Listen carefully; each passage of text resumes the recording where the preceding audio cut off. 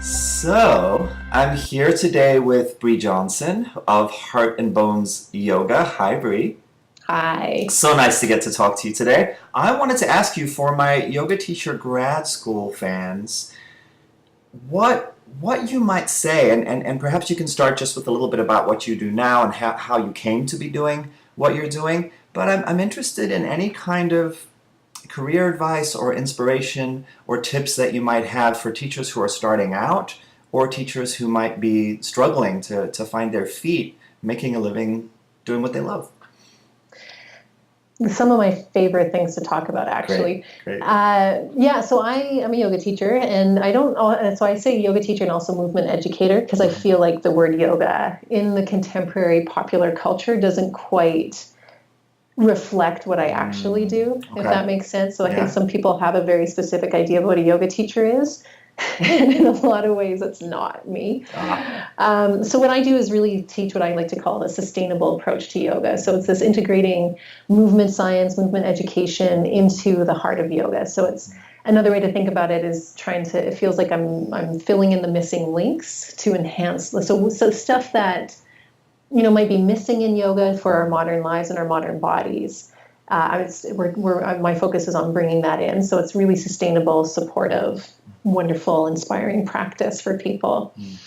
And advice for new teachers or teachers in general. I work with a lot of teachers around the world, and one thing that I often so something I love thinking about are the questions underneath the questions.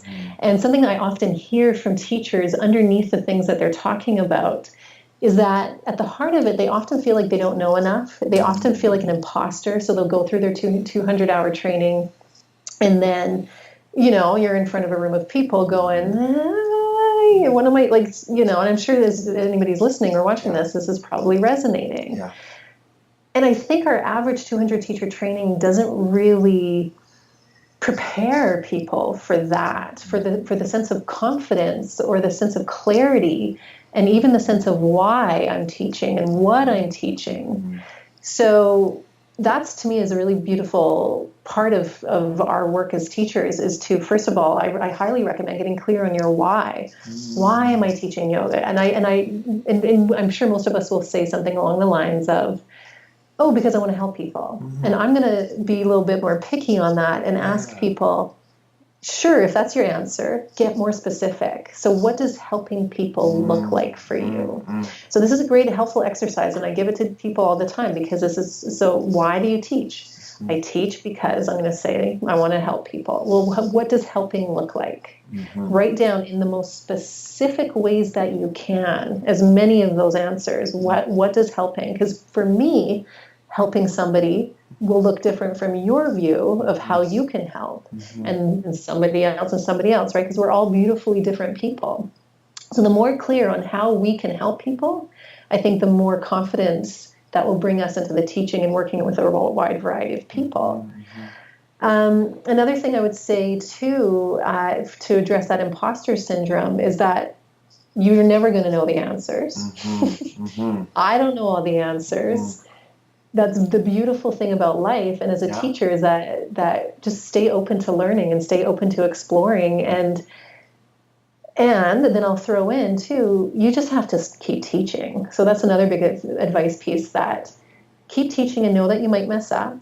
Keep teaching and know that it may not be the best class ever, or even, in my experience, sometimes in the past when I first started teaching, I would leave a class going, oh God, that was horrible. And then somebody inevitably comes up to me and is like, oh my God, that was amazing. Yep. And then, so recognizing that Yes. you can't control people's responses. You can do the best you can. And so the work of a teacher, or of a human really, is can we walk away from a class and be okay with the outcome? Somebody, because guaranteed, somebody in that class will love it. Yep. Somebody in that class probably won't, maybe. Somebody else in the class is probably indifferent. And does it have to do with you? Yeah, but no. Right? So we show up doing the best we can, learning from it. But I would really, it's a waste of time and energy to get too heady in our classes, like afterwards. Yes. I love it. It's hard. It's hard. Easier said than done. It's like you're naming something that I think is central to the experience of being a yoga teacher that teacher training hardly ever prepares people for. We have my colleague Halakuri and I, we have a yoga teacher support group that we started like 15 years ago, and we did it for a couple years, and then we both got too busy with things, and we just started it again because we realized it's so needed. And the experience we have again and again and again in the yoga community, this is a free thing that we do like one Friday afternoon a month at lunchtime, and we usually get like 10 to 30 teachers who show up from around the city. And it's always the same thing, where you see people having this aha moment of like, oh, I'm not alone in feeling this way. Because when you graduate from teacher training, I think a lot of times most people have this idea that, oh, I'm entering into this collegial community of people who teach, and we're all going to kind of be there for each other, and we all have this shared experience. And really, you're like ships that pass in the night. My class is ending, your class is starting, or vice versa. And there's a whole psychological territory that's kind of predictable and super common of, I'm not good enough, I don't know enough, they hate me. Yes. Oh my God, they love me, that was awesome. Wait, how come they didn't come back? My next class has half as many people in it. I must be doing it wrong. They can tell that I'm a fraud. They can tell that I'm an imposter. Obviously, I'm so screwed up, and I'm trying to pretend to be this person who has it all together, and it's not working. Like, there are all of these very predictable things that I think we all go through. And I think we're drawn to these professions because we often have a particular psychological temperament where we want approval from others and we want to help them. People pleaser. And we're people pleasers who want to help others and then have us think that we're awesome, and then we'll feel good about ourselves. So I love that that's where you went when I asked you the question, right? Because this is so the heart of the matter, and so something that I think, especially when you're new or when you're really struggling, that's what comes up. It is, and the people who don't feel this are probably few and far between, or else they're lying. I'm actually more concerned with people who don't ever feel this way, because they're probably a little bit, I don't know, sociopathic or something. Oh, so this is something that I like to, because I'm all about reframing things, right? Yeah. So recognizing that this is and I like how you said, what was the word you said, commonplace or normal? Or it's just predictable. That was the word. Like, I love that, because it's true. It's predictable that we'll end up feeling this way. And so I like to reframe that and go, to me, I see that self-doubt, I see that imposter feeling as a sign that you care. Yes. That you want to do good, that you want to help. So, like, it's not a bad thing. It's not something to push away. It's something to work with and go, cool. Yep. I want to make a difference. I want to do my best. Yep. But we're our own worst critic, because half the time, I remember in my early days of teaching, I would pick, there always felt like one person in the room who probably, for like literally loved it, but for all I knew, like had a yoga face on. They didn't respond because they were in their practice, but I found myself like playing to them and almost like, hey, I'm going to make you smile, because I was making it about me. Give me the validation. But and it's like, or I like, God, you could have like 100 people telling you, "Well, Brea, you're so great," and if there's one person that gave a negative feedback, I'd be like, and just so I'm sharing my personal story about that, where as a reflection for everybody else, going like, we all do this, and it's taken years, and it's taken. Your yoga is your yoga. Yep. So I looked at that work, my need for validation, my need, why am I fixating on the one person who didn't like it and ignoring everybody else who did? Yep. Going, and peeling back the layers and going, oh, and then underneath it all going, oh, I just want to be loved. Yeah, exactly. And then the next time that happened, I'm like, oh, there's that part of me that just wants to be loved. Cool. And now, and it's still not 100. There's still times I walk away going like, I could have done that a little bit better, but it's not the same as much anymore. Yes. So I think, like this is the heart of it. But if we want but I will throw in one other little tactile, tangible, okay, cool. We know we're always going to feel like an imposter. We know that's part of our work. You're still a wonderful teacher and human being and blah, blah, blah. But then I would add because this world is so saturated with yoga teachers, depending on the community you're in, depending where you are in the world, it's a challenging profession to make a lot of money at, right? To be able to leave your day job to do. I think for those of us who have been in it for long enough, we got into the markets earlier in that sense, so that we're able to do this full time. But I think for the newer teacher standing out, one of my best advice would be figure out what your niche is. And don't try to be the yoga teacher for everybody, because that's just not going to be, that's not a ticket to success. Yeah. The success happens when you get very niched, when you get very clear. And it doesn't mean that's the only thing that you do. It doesn't mean that you can't be a niche in like 3 different ways, but maybe it's pre and postnatal, maybe it's yoga for migraine sufferers. Is there something that you as a teacher love, And so sometimes I like to ask this as an exercise going, okay, money, whatever, was no issue. If you like picture yourself teaching your dream type of class or scenario, and what would that look like? Who would those people be? Or have you worked? And so when I use this as an example, I have to use migraines. So let's say you're somebody who suffered from migraines and found some relief through specific yoga practices. So you've had that direct experience, and so then you would be that perfect person to be able to offer yoga classes for migraine sufferers. And so sure, now you're not getting everybody, but now you're getting the people who you can truly help, and you'll actually do a lot better. So that's one of my best advices, is trying to figure out, well, so why am I teaching? Yes. Who am I as a teacher? What do I want to teach? What do I love teaching? And then how do I find those people? Yeah, and those are some great questions under questions, right? You started with the why. Are you familiar with Simon Sinek? I've heard, I've been doing this, and then somebody else pointed that out. Yeah, so that he's sort of, that was his first TED Talk, and he's done a lot of interesting stuff.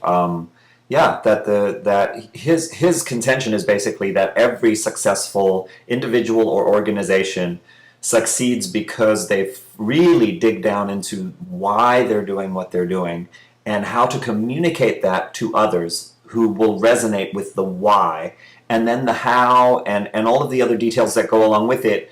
Those are what they are, but they're not the essence of who you're seeking to communicate with and who you feel like you can help, who you can provide a service to. So I really love that. Really great advice. What was the first?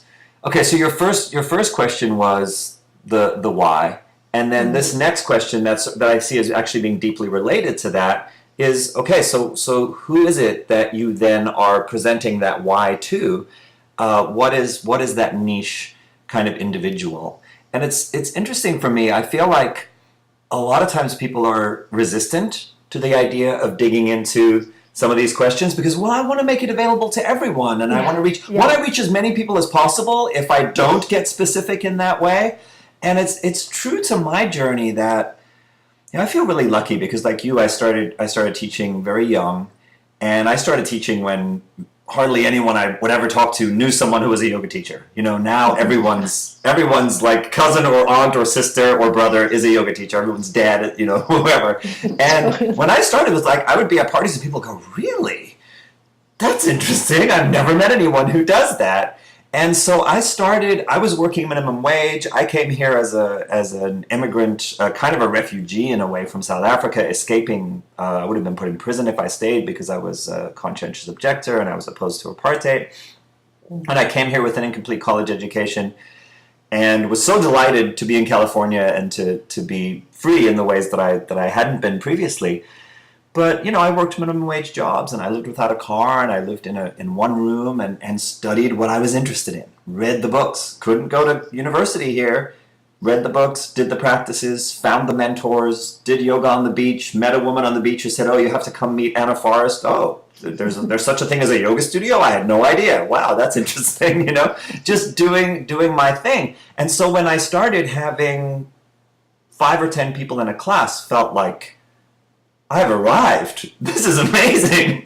Wow, I'm making $40 today walking around barefoot in a room full of people who are excited to learn what I've been doing on the beach from a book that I learned, And it was really great. And I was the only person I knew who used music. I brought in the mixtapes that I would create for me and my friends. That was all this like ambient world music and, just stuff that I was interested in. And I brought in poetry because I was really into poetry ever since I was in high school.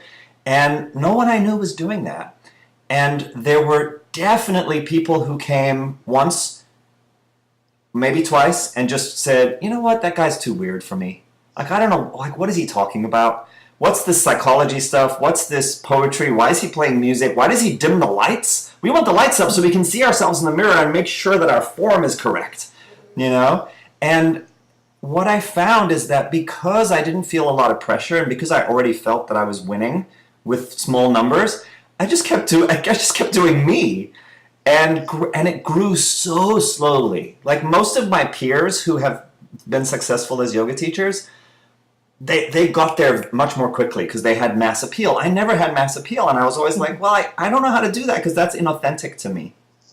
And so I just had this very slow build that was a very specific niche. And I would say the niche probably is people who are innately curious, people who are interested in psychology, people who want to enter into a rich kind of experiential landscape and find that meaningful. And people who don't really like that, they're like, no, I'm not coming back. So I have students who've been coming to me for 20 years because we're just on this journey together. And what I do evolves over time, but we share that niche kind of essence. Yes. Yeah. And it has nothing to do with you and everything to do with you. Yeah. Do you know what I mean? Like I think that's the thing that we need to remember is especially as new teachers is if somebody loves your approach, your classes, it's because they resonate with like and if somebody doesn't love it, it has nothing to do with you, yet everything to do with you, but it's not personal. You know? Yeah. Or sometimes an example of that I like to put out sometimes is, you know, like if you're in a crowd of people. For me, I'm such a people watcher. So let's say I'm in the crowd of people watching humans, different people, right? I'll notice some people, and I won't notice others. And so I'm always curious, like, why am I noticing this person?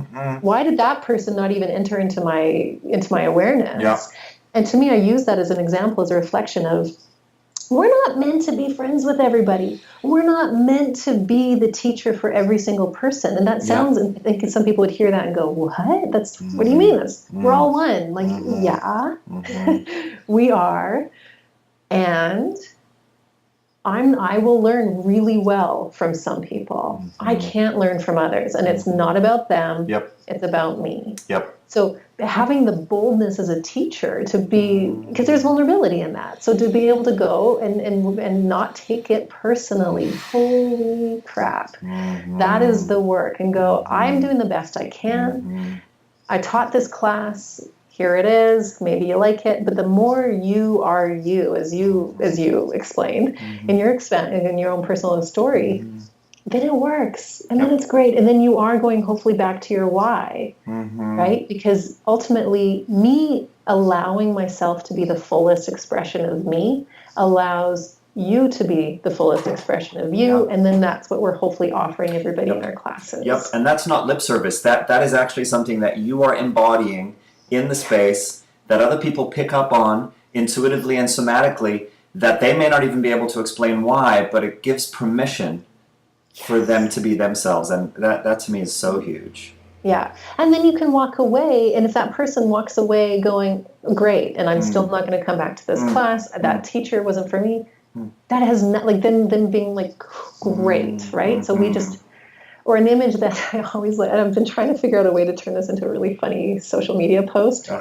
where, you know, like the image of burning, like on movies where the main hero guy in action movie, where they walk slowly away from a burning building. Totally. Like, to me, that is, if you need a visual, my friend, teachers, can you walk away from your class with that building burning behind you? You've got all the confidence, sauntering forward, boom, oh wow. And hopefully your class isn't burning behind you, right? Of course. It's a great class. But regardless, you know, you showed up, you might have made a mistake, you might not have. It doesn't matter, because it's in the past. People are going to get what they're going to get, and it has nothing to do with you. Continue to grow, continue to reflect and evolve. Can you walk away from the burning building of your class? I love that. And it highlights a really key distinction, I think, between being an earnest human being, right? As you said before, we want to be, because we care, we want to have an earnest kind of healthy self-criticism that's about continuing to grow and learn and get better and understand, what may not be working so that it can work better. But there's a real difference between that and the really neurotic, obsessive, self-critical kind of self-defeating mindset that I think it's again commonplace, predictable. We all have it, like no judgment on it whatsoever. But just to understand that there's no gold there.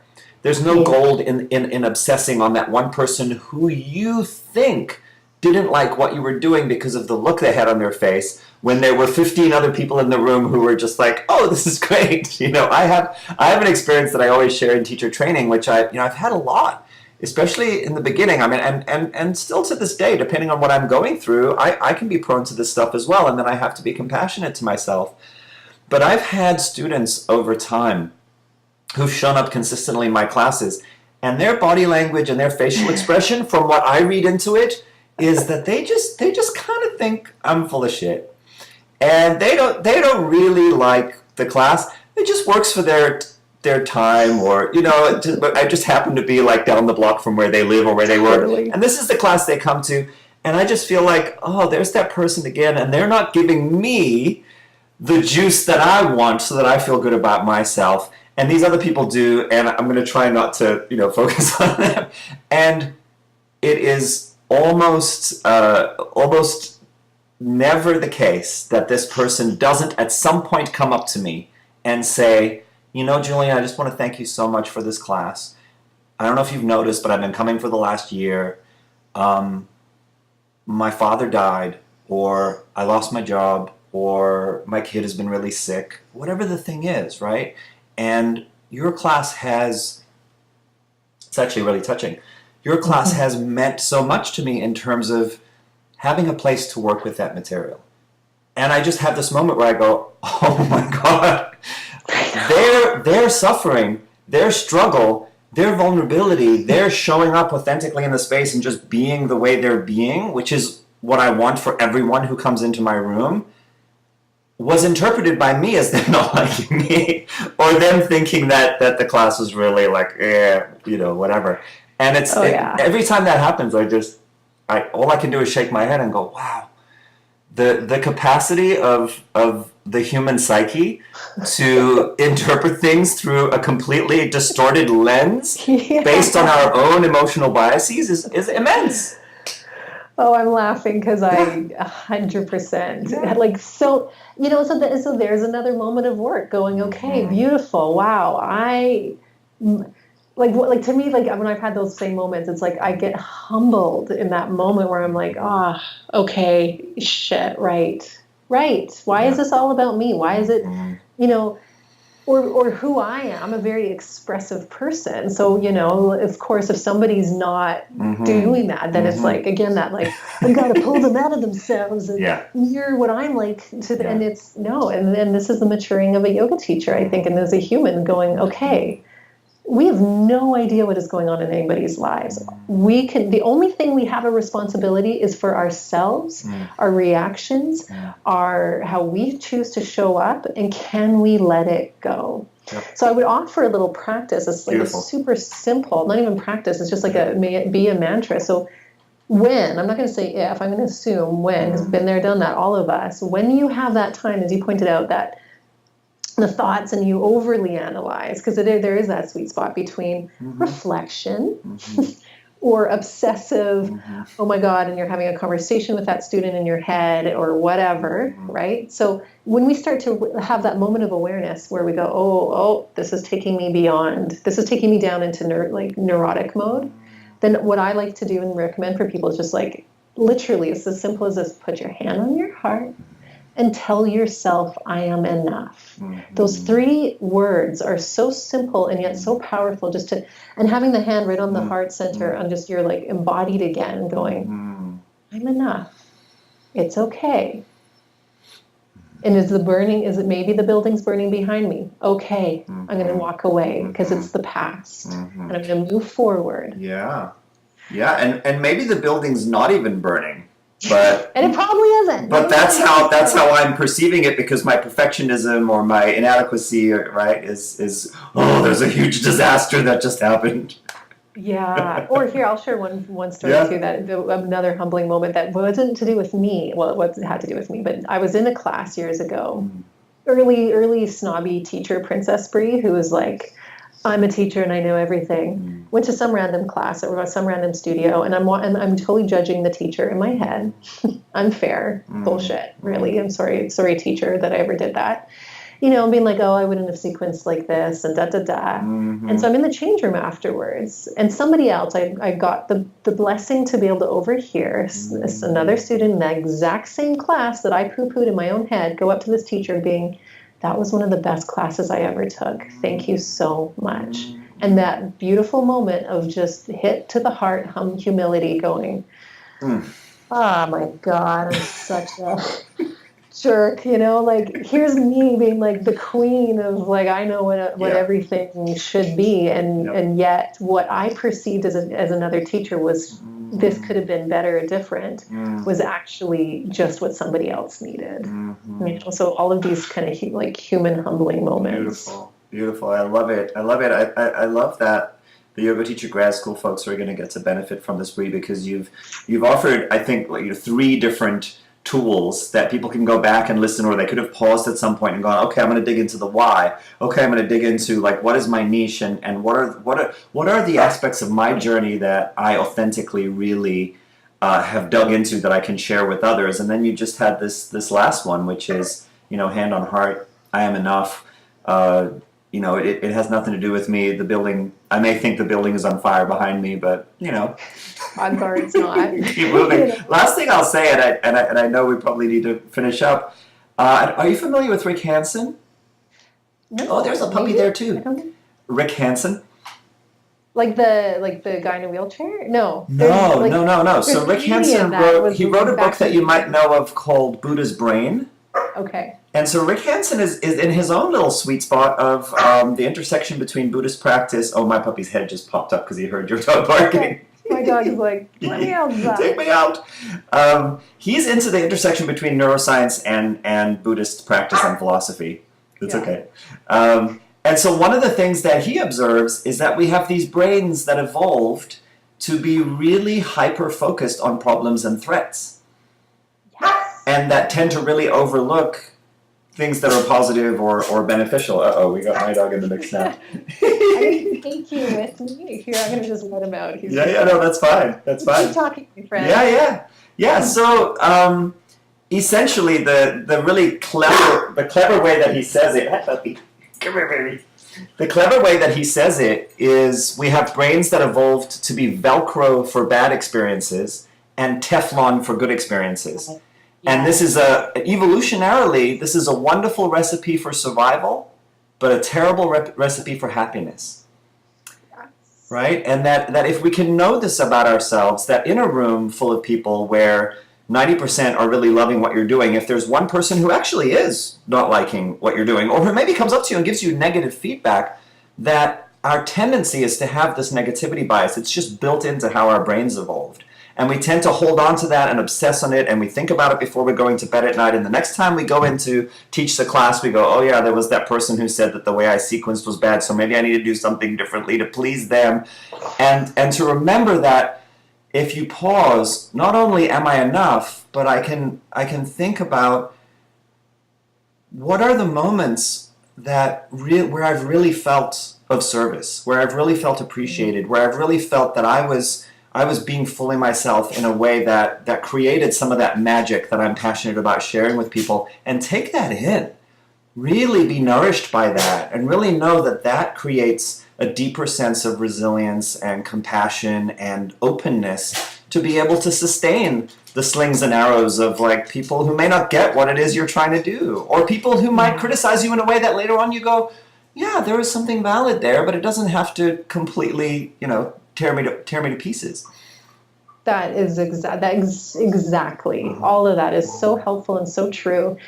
Because it ends up like then we dim our light, and then we do a disservice when we go into the next class feeling self-conscious again, being like, oh, one person didn't like this, so I have to change it all. Then we're not in our own power anymore. So I would throw in that it's this feeling of it's discernment. So this is a part of our yoga is our yoga. So teaching yoga and this work that we're talking about is part of our practice, and being able to discern what is true and what is not. And I think that's a beautiful addition to that, going like repatterning that feeling of inadequacy, which is this constriction, which is that dimming the light, going, I love that. Thank you for adding that, of just like, and now think of the times where you've been awesome, when you've fulfilled that. So that's perfect. So people do this. Let's do it. This has been so great, Brea. I really appreciate it. Thank you so much. Oh, so great. Yeah, and how do people find out more about you? Where can they go? They can go to heartandbonesyoga.com. You can find me at Heart and Bones Yoga on Instagram, Facebook. I have a ton of videos on YouTube under Heart and Bones Yoga of a bunch of really great teaching things and ideas for you if you're interested more in a more sustainable approach to yoga. Beautiful. So yeah, come find me online, and I've got teacher development courses as well online, so check that out. Love it. Thank you so much. Thank you.